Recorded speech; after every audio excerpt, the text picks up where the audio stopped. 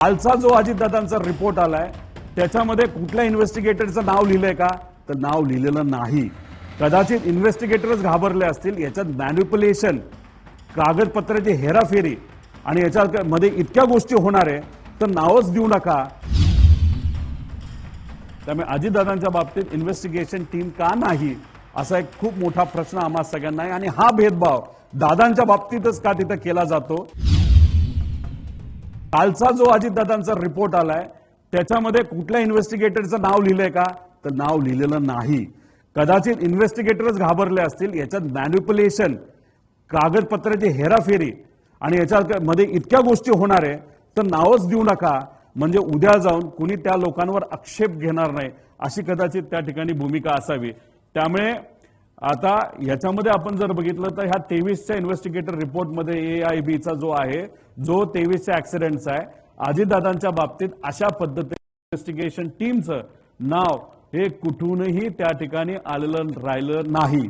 आणि आम्हाला जे कळालं 23ला जो ऍक्सिडेंट झाला होता, VK सिंगली स्वतःच्या प्रायव्हेटच्या ट्रकमध्ये सगळं जे 23चं जे विमान आहे जे मुंबईत पडलं होतं, ब्लॅक बॉक्स पासून सगळं हे स्वतः हाताळून दिल्लीला नेलं होतं असं आम्हाला तिथे कळालेलं आहे. त्यामुळे अजितदादांच्या बाबतीत इन्व्हेस्टिगेशन टीम का नाही असा एक खूप मोठा प्रश्न आम्हा सगळ्यांना आहे. आणि हा भेदभाव दादांच्या बाबतीतच का तिथं केला जातो ही शंका, नाहीतर ही भावना आमच्या सगळ्यांची आहे. आता पूर्वी लेजेड 45 द्यायचे, पण रिपोर्टमध्ये 45 XR हे त्या ठिकाणी आलेलं आहे. म्हणजे पूर्वी ते चुकत होते आणि आम्ही जे सांगत होते बरोबर होतं, आता कुठेतरी सिद्ध होतं. पुढे आता याच्यामध्ये तुम्ही म्हणाल AIB म्हणजे खूप मस्त बॉडी आहे, चांगली बॉडी आहे, इन्व्हेस्टिगेशन तिथं चालू आहे. पण या इन्व्हेस्टिगेशनचं सोल ऑब्जेक्टिव्ह म्हणजे ध्येय काय असतं की उद्या कुठला अशा प्रकारचा ऍक्सिडेंट होऊ नये, एवढंच त्याच्यामध्ये त्या ठिकाणी ध्येय असतं. त्याच्यामध्ये sole objective of the investigation of the accident shall be in prevention of accident and incidents and not to apportion blame or liability. आम्ही इथं काय म्हणतोय, क्रिमिनल लायबिलिटी कोणाची, कुणी घडवलं, कसं झालं, ही आमच्या सगळ्यांची मागणी आहे.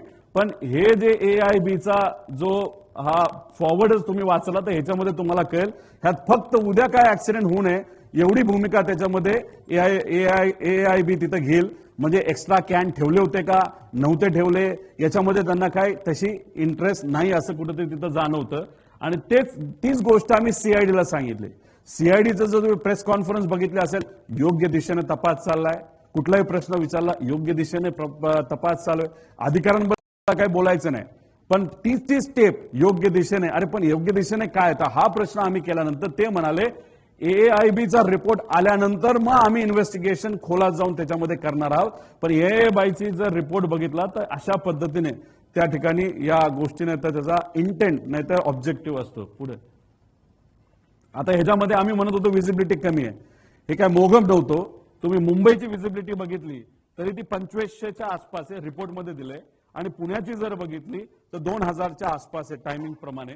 आणि हाच मुद्दा आम्ही त्या ठिकाणी घेतला होता. आणि ह्याच्यात जर आपण बघितलं तर इथं विजिबिलिटी मनोज पवार जो ॲरोचा, आता ॲरोवर आम्ही FIR करा का सांगतोय, कारण की ॲरोमध्ये असणारा जो कोणी हा मनोज पवार आहे जो कोणी, तो म्हणतो captain checking visibility at Baramati 7:03 all okay sir, म्हणजे everything is okay, visibility is fine.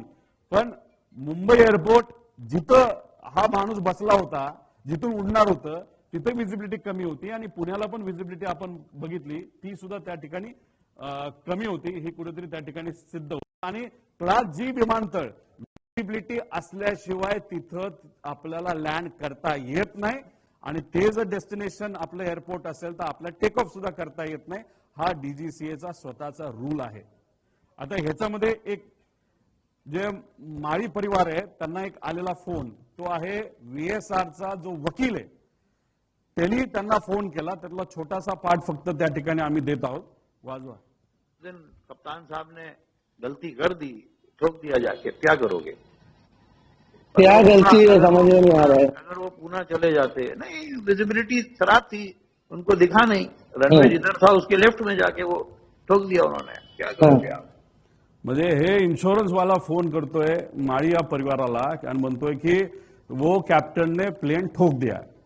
म्हणजे अशा पद्धतीची भाषा त्यांची आहे. आणि याच्या आधी मग ते कॅज्युअली ह्या सगळ्या विषयाला वकील सुद्धा कॅज्युअली घेतोय आणि तो व्हीके सिंग सुद्धा कुठेतरी जो मालक आहे तो कॅज्युअली घेतोय असं आमचं मत आहे.